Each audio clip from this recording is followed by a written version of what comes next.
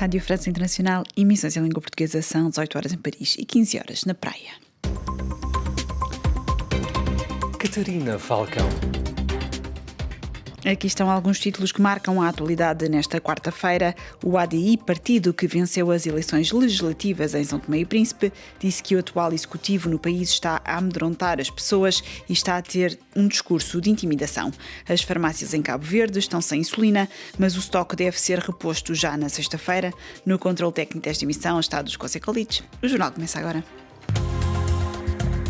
Eleições legislativas, autárquicas e regional em São Tomé e Príncipe. O líder do ADI, Patrício Trovoada, acusou nesta quarta-feira o primeiro-ministro são-tomense de amedrontar as pessoas e de discurso de intimidação. Patrício Trovoada apelou à calma e disse que os militares não são uma milícia do governo. Esta manhã, Jorge Bom Jesus apelou aos dirigentes dos partidos políticos para se absterem de discursos incendiários e avisou que os meios de segurança e ordem interna serão ativados para evitar qualquer tentativa de instalação do caos no país. Vamos ouvir então Patrício Trovoada.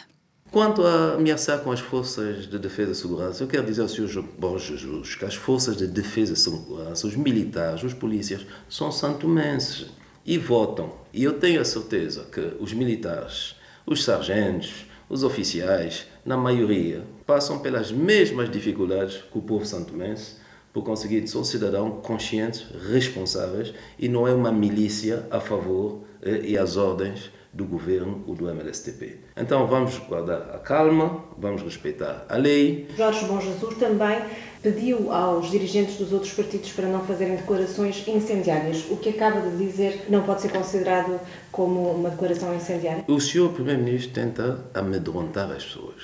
Não há aqui absolutamente nenhuma razão para ameaçar as pessoas com a intervenção das forças de segurança. Não há nenhuma subversão. O que há é falta de comunicação por parte do presidente da CNN, em violação à lei, e ele é um magistrado, não é? E liberdade de comunicação por parte do ADI e uma comunicação e dados que são sustentáveis e confirmado pelos outros órgãos que intervêm no processo. Ouvimos Patrício Trovoada, líder do ADI, em declarações recolhidas por Karina Branco. As farmácias em Cabo Verde estão sem insulina rápida, um medicamento que é administrado para evitar a descompensação dos diabéticos em caso de crise. A empresa cabo-verdiana de produtos farmacêuticos, a Emprofac, justifica a ruptura de estoque no mercado interno com alguma indisponibilidade de insulina rápida nos mercados internacionais. Mais pormenores com o nosso correspondente, Odair Santos.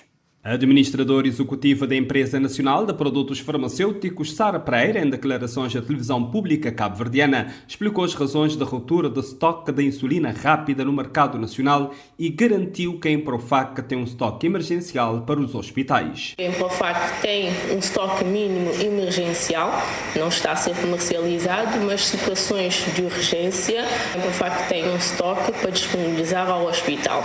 Entretanto, a situação da insulina rápida vem arrastando ao longo dos anos por causa da produção internacional. É um produto que a nível internacional já esteve há mais de um ano com problemas a nível internacional de matérias-primas, então vem sendo rateado ou indisponível durante quase um ano. A administradora executiva da Emprofac disse ainda que a Empresa Nacional de Produtos Farmacêuticos conseguiu adquirir uma certa quantidade de insulina rápida, apesar de não ser a totalidade da encomenda solicitada, vai dar para atender as demandas do país por um bom período e o medicamento deve estar disponível nas farmácias na próxima sexta-feira. De Cabo Verde para a RFI, Odair Santos.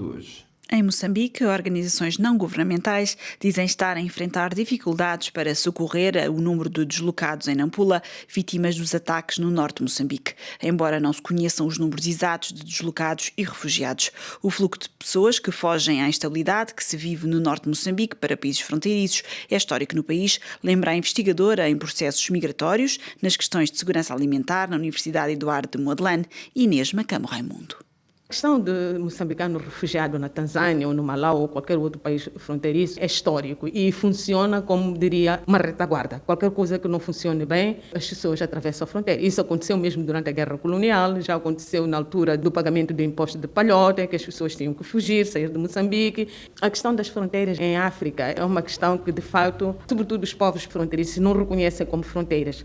estando em Cabo Delgado e passar para o outro lado da Tanzânia, como se continuasse em Cabo Delgado, porque é o mesmo povo, temos a mesma cultura, falamos a mesma língua, mas porque existe uma linha de fronteira, aí sim consideramos que de fato as pessoas se tornam refugiadas pelo fato de atravessarem o rio Rovuma ou qualquer outra forma de travessia para a Tanzânia. Hoje, quantos refugiados e quantos deslocados existem em Moçambique? Infelizmente, não tenho dados corretos relacionados a números, porque a migração, de fato, é um fenômeno muito complexo de ser medido como tal. As pessoas estão em permanente mobilidade, tanto por guerra ou porque exatamente querem. Atravessam para o outro lado da Tanzânia, estando lá, vão dizer, olha, são refugiados. Mas se calhar foram para o outro lado não necessariamente porque estivessem à procura do refúgio. Por causa da situação em que se vive, se há alguém do outro lado em Cabo Delgado, não, é refugiado. Então é muito difícil ter números exatos de refugiados na Tanzânia. Ouvimos Inês Macamo Raimundo, investigadora em processos migratórios, em entrevista a Ligianjo.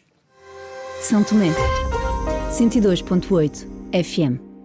O músico português Pedro Brunhosa está no centro de uma polémica com a Embaixada da Rússia por ter criticado abertamente a invasão da Ucrânia e tendo-se dirigido de forma tida como insultuosa ao presidente Vladimir Putin. O cantor comenta o eco que o caso ganhou e denuncia a atitude do dirigente russo num conflito que dura desde o final de fevereiro. A Embaixada Russa é o governo russo. A Embaixada Russa não faz aquilo sem ter as costas respaldadas. Portanto, eu fui atacado pelo governo russo desta maneira. Mas não se compara à maneira como a Rússia está a atacar outros cidadãos com bombas, literalmente, não é? E, portanto, sim, eu dei a cara ao manifesto e tive o troco. Mas esse troco é um troco ameaçador, não é? A Rússia ameaçou-me. Os nossos atos têm consequências. A comunidade artística, sim, imediatamente se prontificou e se pôs a meu lado. Mas, sobretudo, o que eu quero sublinhar é o país. Foram raríssimas as pessoas que se levantaram a condenar e mesmo que o condenem.